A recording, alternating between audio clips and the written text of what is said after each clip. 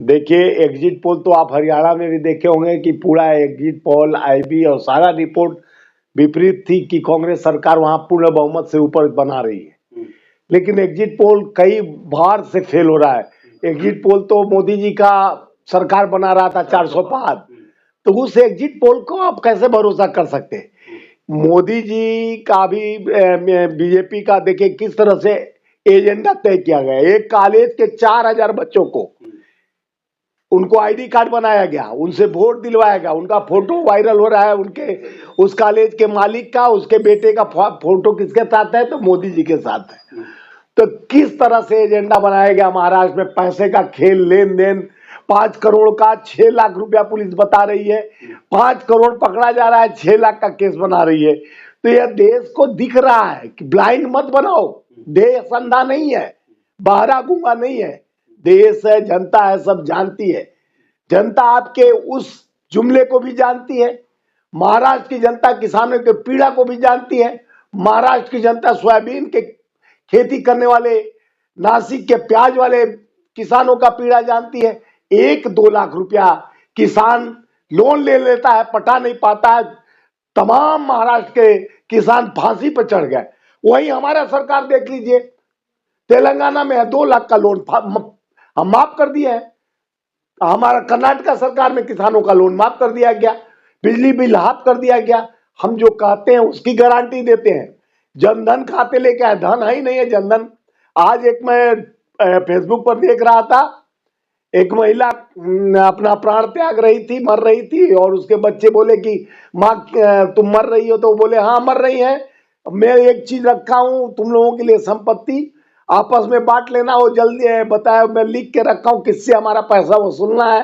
तो बच्चे भाग कर जाते हैं और महिला मर जाती है, बच्चे भाग के नीचे जाते हैं, सूटकेस में खोलते हैं तो देखते हैं 15 लाख मोदी जी के यहाँ बकाया वसूल के, बेटा तीनों आपस में बांट लेना, 5-5 लाख। तो ये माहौल है, देश के लोग को माहौल बनाने की कोशिश की गई। लेकिन ये जिस तरीके के एग्जिट पोल हैं, आप कह रहे हैं पिछली बार सच नहीं हुए, कई बार सच नहीं है, निरंतर सच नहीं हो रहे। इस बार सच हो गए तो कह देंगे कि जो एग्जिट पोल में भी था, माहौल बना दिया, शेयर देखिए सब सारी ये लोग तो सारा गेम, आप तो देखिए सारा गेम उत्तर प्रदेश में पिस्टल के जोर में पुलिस वाले पिस्टल दिखाकर औरतों को धमका दे रहे हैं, मुस्लिमों को वोट नहीं देने दिया जा रहा है। ये कैसा लोकतंत्र का है, कैसा संविधान है?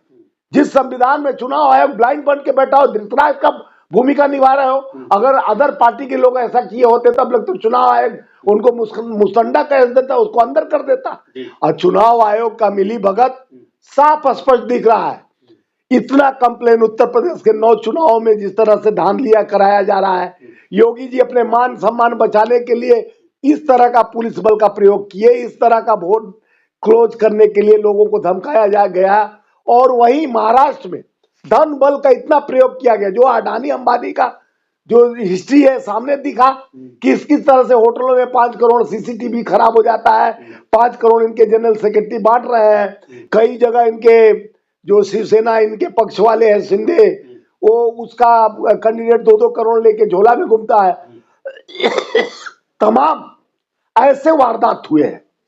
तो इसमें चुनाव निष्पक्ष नहीं सोच सकते। इसमें ये चुनाव जो भी होगा, पक्ष विपक्ष जो भी जीतेगा, लेकिन यहां पर जनता की उम्मीद को हराया जाएगा। अगर हार होती है तो जनता अपना पूरा बहुमत इंडिया गठबंधन महाआघाड़ी के साथ, महाराष्ट्र में पूर्ण बहुमत के साथ, झारखंड में जिस तरह से लोगों के अंदर जोश है, इनके झूठ के आगे सत्य की लड़ाई है। लेकिन एक धर्म संप्रदाय के लोगों को वोट देने से रोकना, आपने वीडियो तो देखे होंगे। हाँ। और ये भी पता होगा कि वो लोग किसे वोट करते हैं, तो टारगेट करके उन्हें रिवॉल्वर तक दिखाना, ये कौन सा लोकतंत्र की? वही बोल रहा हूँ, लोकतंत्र में संविधान में जिस तरह से बाबा साहब के संविधान का अभी जयंती आने वाला है 26 नवंबर को, और हम इस संविधान का कसम खाते हैं। जब भी आदमी चुनाव जीत के जाता है पार्लियामेंट के अंदर, संसद भवन में और विधानसभा परिषद में, तो शपथ लेता है संविधान का कि उसके लिखे गए उसको निभाएंगे। तो ये संविधान के जो बैठे हुए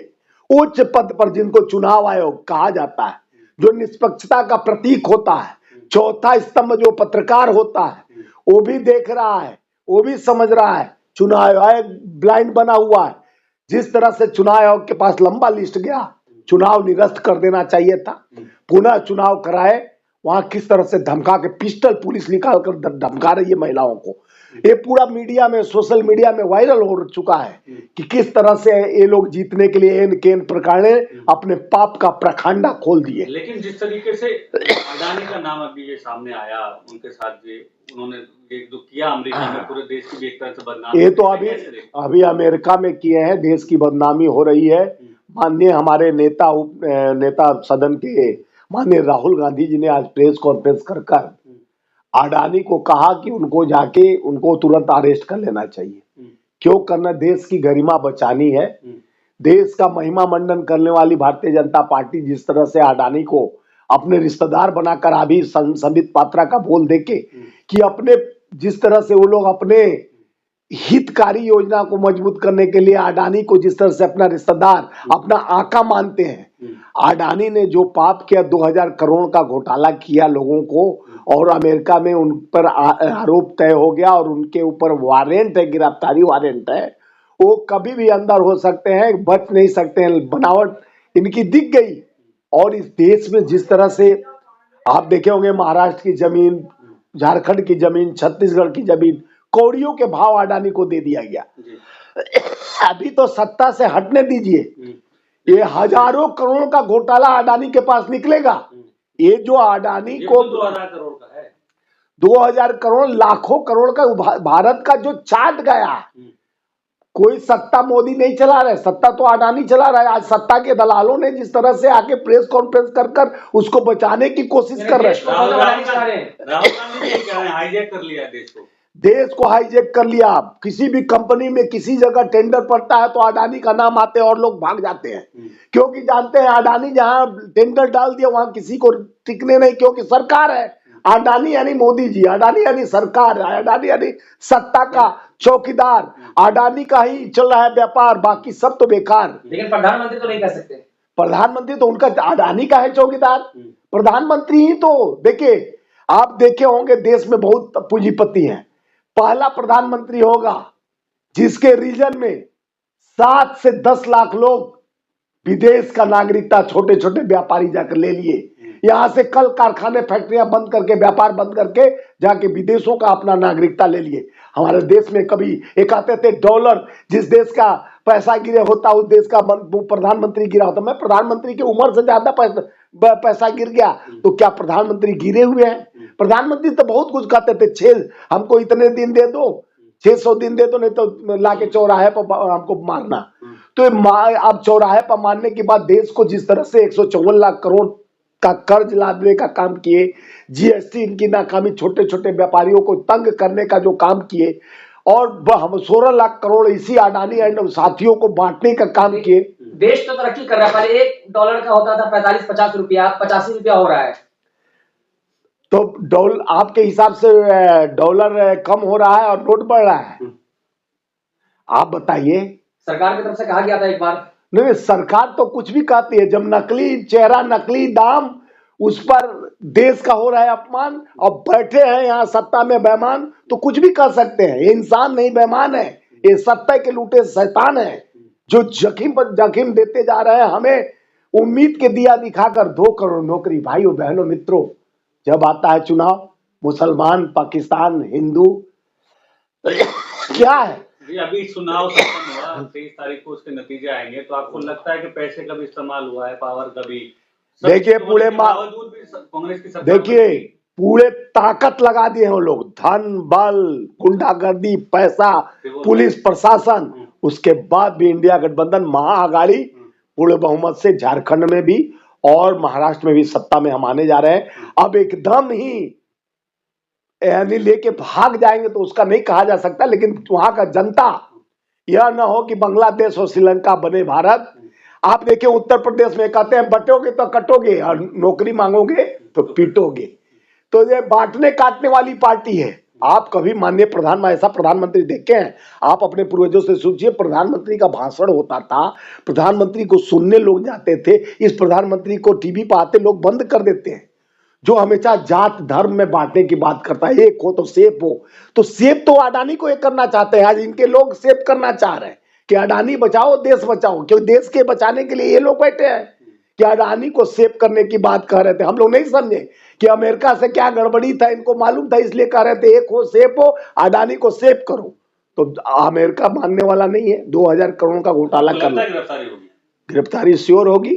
और ये सोच रहे हमारे मित्र नमस्ते ट्रंप हैं, जिनके आते ही कोरोना काल आ गया, विपत्ति का बहुदाल आ गया और गुजरात का जौजाल और भौकाल सब दिख गया था।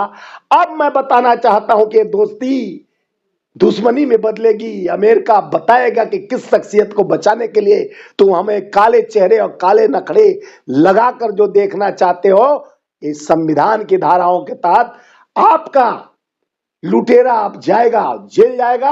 और देश के 154 लाख करोड़ कर्ज करने वाली है सत्ताधारी जुमलेबाज का सरकार सत्ता से बेदखल होते ही सारे Bharatiya Janata party, RSS, half चड्डी वाले जेल में नजर आएंगे, क्योंकि इनके जैसा बेईमान जो कल तक कहते न खाऊंगा न खाने दूंगा।